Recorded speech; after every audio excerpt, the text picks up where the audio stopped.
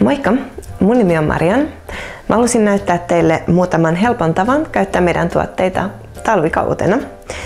Mä valmistan herkullisen affogaton, eli jäätelökahvijuoman, sekä yksinkertaisen jäätelöannoksen sesongin parhaimmista tuotteista. Lisäksi mun kollegat Karina ja Saara tulee myös kertomaan heidän parhaimmat vinkit joulukauteen. Aloitetaan ihan vaniljajäätelöpallolla. Kaadetaan se kuppiin.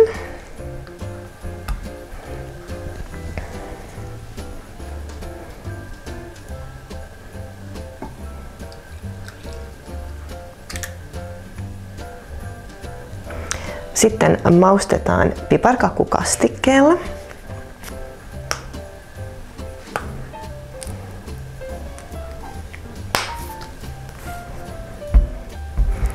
Ja lopuksi päälle sirotellaan vielä mantelikrokanttia. Se antaa tähän semmoisen mukavan crunchin.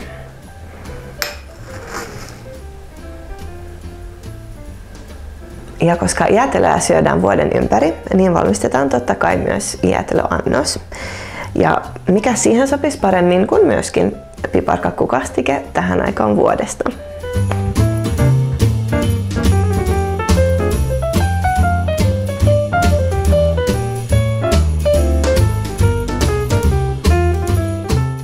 Noin. Päälle sirotellaan polkkaströsseliä.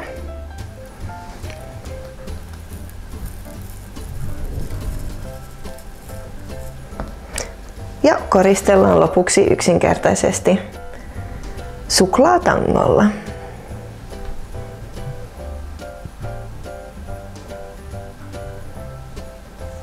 Noin. Täydellinen joulun jäätelöannos.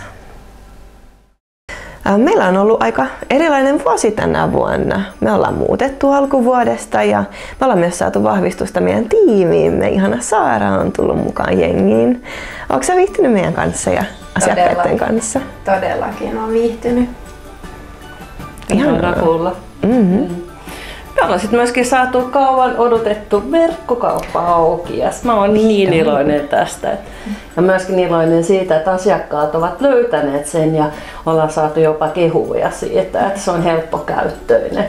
Saara on varmaan kuullut siitä kanssa, kun sä oot aika paljon sitten asiakkaiden kanssa puhelimitse kuitenkin tekemisissä.